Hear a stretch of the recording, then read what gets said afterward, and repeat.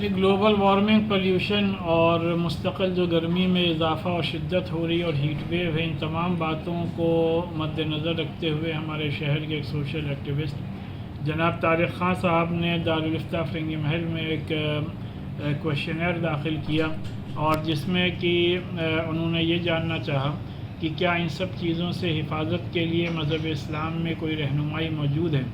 تو اس سلسلے میں دارالافتاء فرنگی محل نے فتویٰ جاری کرتے ہوئے اس بات کو واضح کیا کہ اللہ تعالیٰ نے جتنی بھی نعمتیں انسانوں اور جانوروں کے لیے اس دنیا میں نازل فرمائی ہیں، ان سب کی حفاظت کرنا تمام انسانوں کا بنیادی مذہبی فریضہ ہے۔ اور اس سلسلے میں اس فتوے میں اس بات کو بھی واضح کیا گیا ہے اور ہدایت دی گئی ہے کہ تمام مسلمانوں، تمام انسانوں کو چاہیے کہ پولیوشن کے خاتمے کے لیے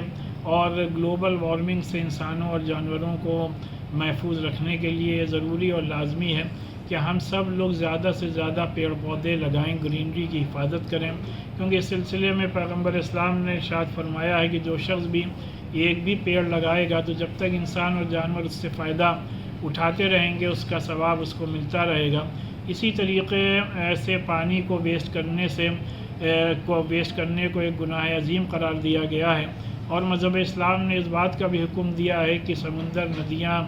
اور نہریں یہ سب اللہ کی نعمتیں ہیں، ان کو پولیوشن سے ان کی حفاظت کرنا ہم سب کا بنیادی اسلامی فریضہ ہے۔ اور یہاں تک کہا گیا کہ اگر تو پیغمبر اسلام نے فرمایا کہ اگر تم کسی ندی کے کنارے بیٹھے ہو تب بھی تمہیں پانی برباد اور ویسٹ نہیں کرنا ہے۔ اسی طریقے سے اس فتوے میں اس بات کو بھی واضح کیا گیا ہے کہ مذہب اسلام نے اس بات سے بھی منع کیا ہے کہ کسی کو بھی کسی بھی گرین پلانٹ کو یا کسی بھی کھیتی کو اور کھیت میں فصل کو قطعی بھی آگ نہیں لگانی ہے۔ اگر کوئی ایسا کرتا ہے تو وہ بڑا گناہ گار ہوگا، اور یہاں تک کہا گیا ہے کہ اگر تم جنگ کی حالت میں ہو تب بھی تم کو اپنے دشمنوں کے بھی ایریا کے کھیت کھلیانوں کو اور پیڑ پودوں کو نقصان نہیں پہنچانا ہے۔ لہذا ہم سب کا یہ ماننا ہے کہ اگر ہم لوگ ان باتوں پر عمل کرنے لگیں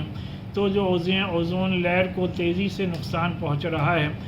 اس سے ہم لوگ اپنے اس ارتھ کو، اپنے اس دنیا کو بچا سکتے ہیں، اور اس شدید گرمی اور شدید سردی سے بھی لوگوں کی حفاظت کرنے والے بن سکتے ہیں۔